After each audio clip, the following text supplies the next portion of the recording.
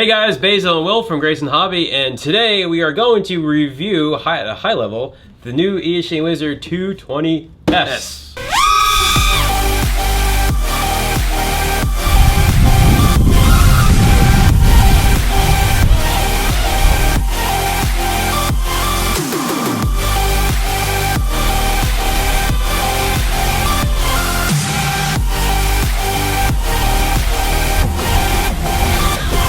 S stands for super awesome. Yeah, I mean, we're ditching the whole Pro thing. Pros is for goggles, you know? Right. So we're gonna go to S's now. The new Wizard S here, this is now officially a 4-cell Eachine quad. The one thing I want to mention, the picture on the box, and probably most websites are gonna show a picture of this nice GoPro Runcam 3 or Flier box.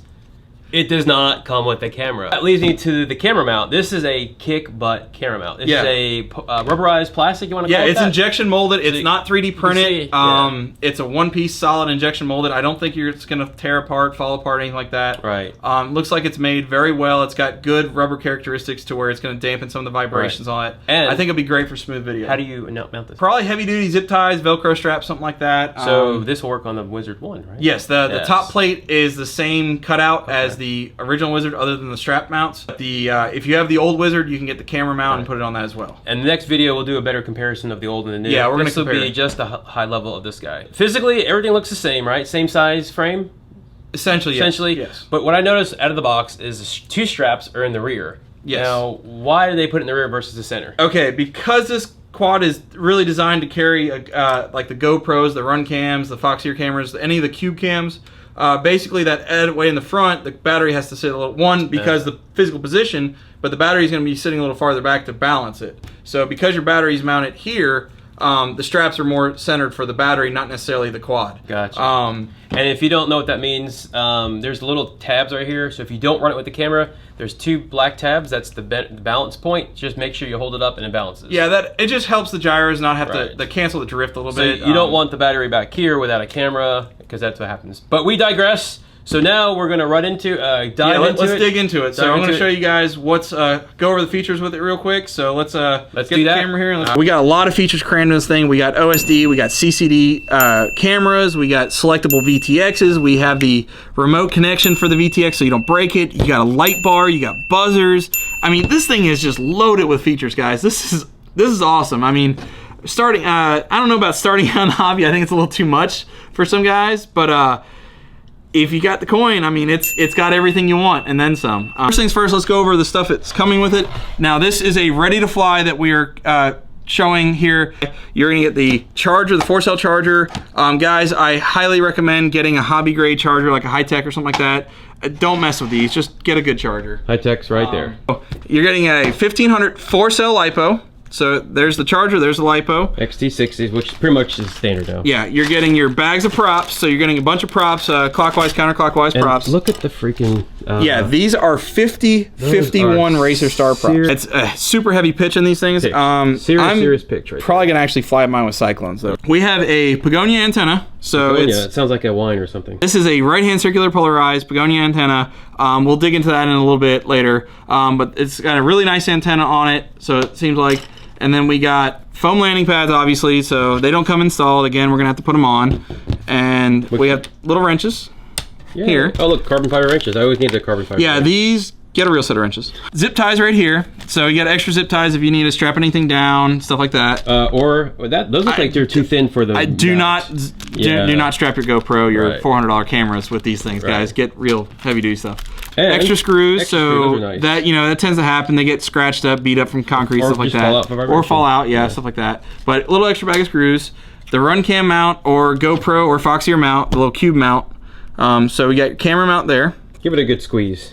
Stress tension reliever right there. So that's the rubberized plastic. I'm gonna call it that. Is that a word? Also, last but not least, the IRX i6X, a whole lot of letters for the same thing as a FlySky i6X. This is now a 10-channel capable radio. Out of the factory box configuration that we got here, it was 6-channel, had no switches assigned or anything. They're actually all turned off. But it is a 6-channel radio out of the box. It can be gone in, changed it to 10 channel. The radio flies our configurations will obviously have all the channels capable and locked up, which I believe is 8 on this receiver. It's a really nice radio, same fly sky, better software. So now we got updated software in our radios. Digging into the quad. So going from the outside here, we have 2206 2300 kVs. And one thing I want to say, look at that winding on this motor. The windings on this motor, they're super nice, thick wire. This is designed for heavy current use. I mean, these are great motors. They're very smooth. They're not notchy feeling like the old Wizard motors and all that. The windings are super thick. They look very good. I think these things are going to handle a ton of current with no issues. I think unless you bend a shaft, something like that, from crashing and all that, I think these motors are going to last you a good lifetime. Nice. All right, well, another thing before we go into, usually the ESCs are here. Yes, this is going to feature a 4-in-1 ESC. We'll go into that in a minute, but the arms are now, they got the braided shielding on it. Basically, that's for like prop strikes, kind of protect the wire mesh on it. So we got that, and also you'll notice the arms are thinner. So compared with the old Wizard here, just a little quick example, the arms are actually thinner. Now, they're about exactly sense. Well, they're exactly the same width as the foam pads almost. When you're going, it's going to be less drag. So this is again probably geared more for speed with the extra power of the motors. Now, is there a trade-off on strength? I think it's going to be not quite as strong. I can flex this a little more than I can the regular frame. But time will tell. So moving inwards, got the front. We got an 1179 camera. I believe it's 800 CCD. I'm unsure the angle of the camera. I would say it's probably 120 degree, 115 degree camera at best. So we got a CCD camera. It does have a port for an OSD. I have not tried to see if I can program the OSD, change the dynamic range, anything like that. Now, before you go on, it's pretty cool. It's hard to see because it's black. You actually can see little extra. You can adjust the tilts. It has a little degree of measurement. So when people talk about their camera being tilted 30 degrees, now you have a reference for it. Yeah, that's pretty cool. Although when I use it, I just look through my goggles. If I can see, the angle's perfect. All right, so outside here, you'll see a little rubber insert for the USB port to keep dirt out of your USB, which is pretty cool, but it'll probably disappear fairly quick. There's a slot here you'll see here. This is for a micro SD card. So if you're doing black box, notch filter, any like tuning like that where you need the black box stuff, that's where the SD card would go. It is not included, but you can get like a 8 gig SD card really cheap and it'll be good. On the other side, you'll see here the connector coming out here. This is where the 4-in-1 ESC is going to the flight controller, so that's the plug for that. That's just, they had to cut it out for the room. And real quick, here you can see it better because the way that lights hit, all the angles, those are cool. And on the top, you have 2 straps, but I want to point out one thing here. They put a rubberized anti-slip mat on it, so it's nice and a little silicone gel. That's pretty good stuff. Yeah, right there. so that's going to keep your battery from sliding around. So it should hold really good, even if it's not in the perfect position. It should keep it from sliding around as easy. Moving to the rear, we have those look like a stack of addressable LEDs. These are fully programmable, addressable in beta flight, and also has a buzzer in the center. Holy cow! So now you have your lost quad finder alarm kind of thing, or low voltage alarm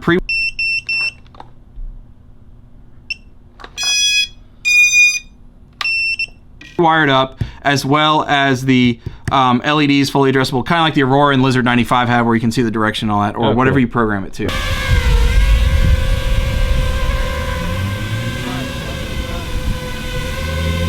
Here we have the A8S receiver, or the iRange X equivalent of it. Not fond of this receiver at all. Yeah, this is my first frowny face with the Eachine Wizard. We're gonna have to figure something out on that one because I really don't like this receiver. There's a whole thread about this, about flyaways, and even the manufacturer's aware. They don't know it. They don't have an answer. They don't have an answer, so we're not gonna use this receiver. A RPSMA antenna adapter here, so your antenna's gonna mount. I believe the description actually said SMA, but it looks like they are going back to RPSMA, and it is running to a coax cable here. It's running to the VTX on the stacked on top of the flight controller, and this is now a 4-cell ready VTX. It is capable of 25, 200, and 600 milliwatts. It's 72 channels, so yes, it has the naughty channels on it, but you don't have to use those if you're not legal in that area. So be aware of what you're using. But it does stick with Fat Shark 1. Yeah, everyone flies Fat Shark 1, right? Stick with Fat Shark 1. F1. It's a selectable VTX. However, second frowny face here, sorry. You can't get to the VTX channel selection through the hole here. So I can't go at F1. Well, without taking the top plate off or possibly removing the strap, stuff like that. So that's another thing we're going to try to do. We're going to try to get him to flip the VTX around so you can get to the button from right here. I don't know if this was a one-off that they screwed up on our sample or if that's production, oops. But the VTX really needs to be turned around, but that's something we're working on as well. The VTX is backwards, flipped 180 in my opinion on this one. This is the exciting part. This has the flight controller in this. This is not an SP Racing F3 anymore. This is an F4 flight controller. It's an omnibus. The specs call for a V2 on it. I believe though there's now a version 3 because this has barometer support. Again, I don't know if this is a one-off because this was a sample, guys. I'm pretty sure this is what they're gonna produce though.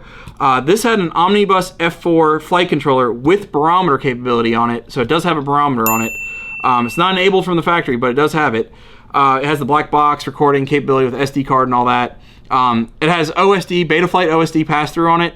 This thing is got all the bells and whistles for a flight controller. It is a great flight controller. The only thing that's really missing is a current sensor, which I think was just too much to squeeze into this quad at this point for what they were doing, wiring-wise. So that is the 4-in-1 BL-HELIS 30 amp speed control. So this is a BL-HELIS capable D-Shot 600 speed control. The plus side, awesome, super compact. Downside, if you blow up an ESC, you're gonna have to replace a 4-in-1, not a single ESC, so your price is going to go up for replacing parts, so keep that in mind. That they are using the original Maytech PDB for the lights. So they're actually running power down to the lights for that, and they're powering the lights off the original PDB wired up. I kind of probably would have omitted that and just did away with the lights if it was me, just to get the stack down a little lower, maybe put a run cam split or something in there. PDB is down there, so you actually have 4 plates of something stacked in there, guys. So it's really full inside this thing. There's not a lot of room to work with. There's no room as the current state for a run cam split, correct? Yeah, no, there's no room unless you either ditch the PDB and lights or at the bottom. Or just Velcro to the top. Yeah, or change it, yeah. So everything inside, it's loaded with features here. This thing is just, it's cool. The coax antenna is really nice because the older VTXs, everybody knows, you crash, you flip over, you break the crack the housing, you blow the VTX, break the antenna off, the connector off. Now, if you break it, worst case scenario, it breaks loose. It might break off here, but you usually got enough coax, you don't kill your VTX. So I think lifespan of the VTX is going to be increased. The motors are better quality for sure. They definitely feel better quality. Bearings, I think they stepped up the game. It is a Baconian antenna. Everybody's going to be like, great, I don't need to upgrade. However, when you pull this little rubber cover off, you'll see the tab marks. They're supposed to be lined up vertical. They're off center. So I don't know if this can be twisted or resoldered or what, but oh wow! So you're seeing those little tick marks? Yeah, these tick marks are supposed to line up. They lined up right there. Yeah, we'll go with that. So look at the bottom, and they're not exactly, I mean, the closer they are, the better it's going to be. So I don't know if it's going to be really that much. This is totally different. Hold that right there. This comes with this had a cloverleaf upgrade, and then now the technology went from this looking dealio to like a Space Needle. Yeah, this is a great antenna. They work extremely well. It's RCP, so that means right-handed circular polarized. Yep. So we're still rocking right-hand stuff. We're still using RPSMA, but now we are dealing with a 4-cell quad with CCD camera out of the box. Granted, quality of the camera, it may be better to get a run cam or something like that. They might have better actual image quality, but we are dealing with CCD, so we're not having that super narrow angle CMOS camera that has horrible light characteristics in the sun and at night, stuff like that. So we're dealing with a better camera, on-screen display. You'll be able to see what flight modes you got if you program it right. Flight modes, timer, VBAT, all kinds of features on the Betaflight OSD that you can configure right through Betaflight. So this is great, guys. Enough talk. Let's go fly. So real quick, are you gonna fly with the stock props? Or are you gonna put on the cycling? Oh, I'm gonna use the stock props. I haven't tried. Holy cow! There is zero room right there. Oh, what? They actually might hit. There is zero room. Yeah, no, we're not gonna take the stock props. Wait, hold on. That can't be right. There is zero. I'm talking. It's hitting. Yeah. Do that again. What size props are those? 50-51s. So what do you have to use? We're gonna use Cyclone. It's the same 5-inch, so I don't understand what's the advantage. Well, let's grab a prop. The advantage is look at that sucker right there. So the angle of this right here, the frame, it can hit. So when you're flexing in crazy maneuvers, that prop can strike the frame because this prop will. Oh yeah. you know, especially very low. So you might get that clicking sound. Start chewing up props. And then it'll chew the prop up. Yeah. Yeah. So, which it'll go away shortly, but because you have no prop. Yeah. So there's the Cyclone, and they fit below the, what do you call that? The top plate. Yeah. They don't interfere anywhere. So we're going to use the Cyclones. Regardless of how much I move that, it's not going to hit the frame. Yeah. There's better spacing. Yeah. So that is crazy. Yeah, I'm not sure why they did that. That's a frowny face.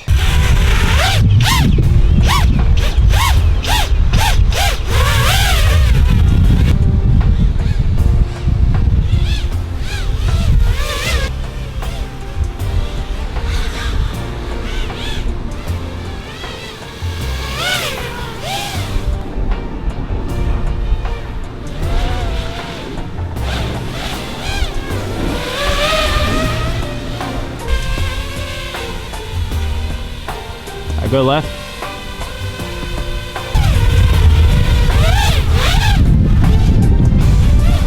So, first flight with the Wizard on 4S. What do you think? How the motors? Freaking power. How the motors? Motors are hot. I can hold them. They're not ultra hot. They're pretty warm. They're warm, but they're not, you know, unbearable to hold. I haven't tuned anything. I just literally did a couple guesses. Mainly, I just set up flight modes on it. Damn cool. This came in, what, 3 days ago? July. Rained twice. Yes, rained twice. And it had hail yesterday. And in between that, the B26 arrived, so we were kind of freaking out on new product overload. Well, the next video I want to compare between the regular Wizard and the Wizard S, and maybe help decide what to get, what not to get, kind of thing. I also want to do some more investigation on, this guy runs on a 3S, so that would play, if you already bought the Wizard 1. You got a ton of 3 cells. Yeah, a ton of 3 cells. Would this work with the 3S? We don't know. We're going to investigate, because the VTX may burn out or black out. Motors, we don't know. I think I want to ditch that receiver for sure, though. And then stay tuned for our future series. We're going to have the Grayson customized 220S. We're going to have the gold package, the platinum package, new receiver, and some other modifications we're trying to get the manufacturer to do for us, and that will be only exclusively to Grayson Hobby. So sign up below, sign up for the email, and stay tuned for next video. All right. And we're clear.